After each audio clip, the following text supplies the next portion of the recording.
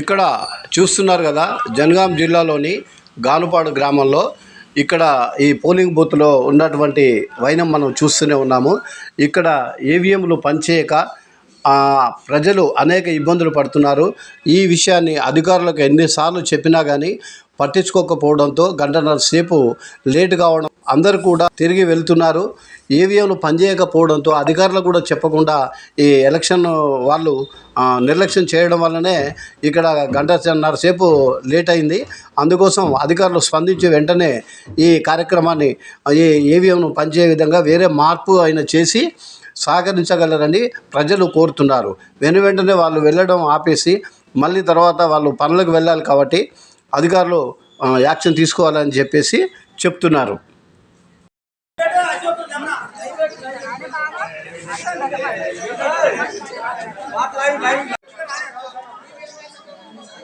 నమస్కారం, నా పేరు గుగ్గుల రాములు, పంతులదండ.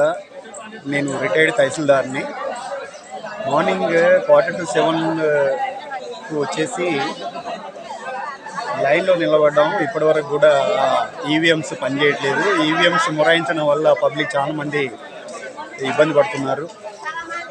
దయచేసి కనీసం వాళ్ళను ప్రిసైడింగ్ ఆఫీసర్లకు చెప్పాను నేను, కనీసం వాళ్ళతో మాట్లాడి పై ఆఫీసర్లతో మాట్లాడన్నా కనీసం ఆ ఈవీఎంస్ వేరే స్పేర్ పార్ట్స్ అన్న పంపించడానికి వాళ్ళు ప్రయత్నిస్తారు. కానీ మీరు ఏం మాట్లాడకుండా ఇక్కడనే రిపేర్ చేస్తున్నారని కొంచెం చెప్పాము మేము. అయినా వాళ్ళ పద్ధతి ప్రకారంగా వాళ్ళే రిపేర్ చేసుకుంటూ కూర్చున్నారు ఇక్కడ. Thank you. ఇప్పుడు ఎన్ని రోజులు అవుతుంది? ఎంతసేపు అవుతుంది? గంట సేపు. ఇప్పటికీ 6:45 వచ్చాము మేము. ఇప్పటికీ 8 అవుతుంది. కనీసం దాన్ని వాళ్ళే రిపేర్ చేస్తున్నారు కానీ పైకి చెప్పడం లేదు. అది గానుపాడు 210 బూత్ నెంబర్లో ఈవీఎంలు పనిచేయట్లేదు. గంట సేపుగా ఓటర్సు క్యూ లైన్లో నిలబడి విసిగిపోతున్నారు.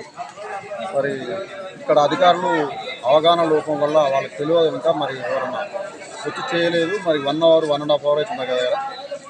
కాబట్టి అధికారులు తొందరగా చొరవ తీసుకోవాలని, ఓటర్లు ఇబ్బంది లేకుండా చూడాలని కోరుతున్నాం.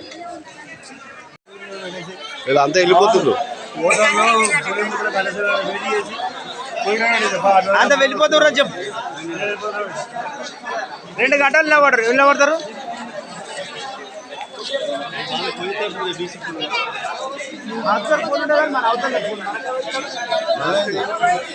మిషన్ ఖరాబ్ అయింది.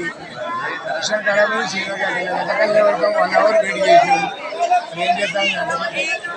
బాగా అయిపోతుందిగా. 2 గంటకు వస్తుందంటే గంటన్నర పడుతుందట. కావాలట. ఈ విషయం అధికారులు ఎంత చెప్పినా కానీ ప్రజలు వినిపించుకోకుండా తిరిగి వెళ్తున్నారు. ఎప్పుడు అవుతుందో తెలియకుండా ఉన్నది కాబట్టి వాళ్ళు తిరిగి వెళ్ళిపోవడం శోచనీయం.